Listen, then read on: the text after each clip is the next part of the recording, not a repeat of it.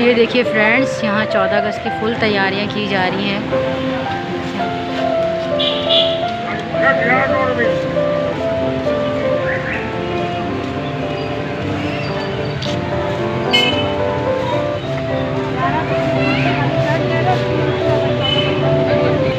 देखो इस साइड से रोकी हुई है मैंने, हटा दो सारी जितनी कुर्सियाँ लगी हैं।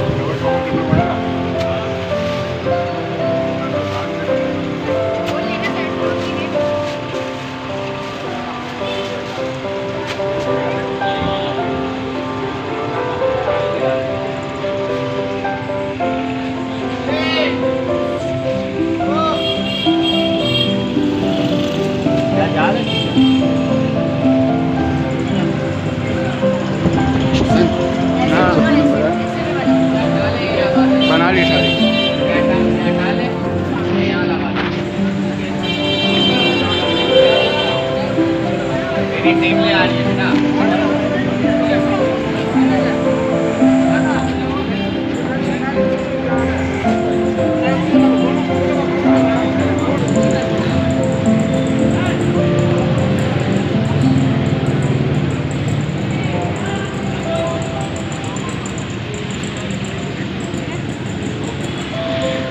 कितने कितने की है बेटा ये?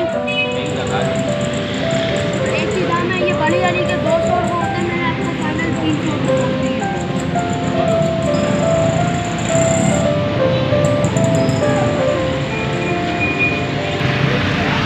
आज ही तो होगा इनका।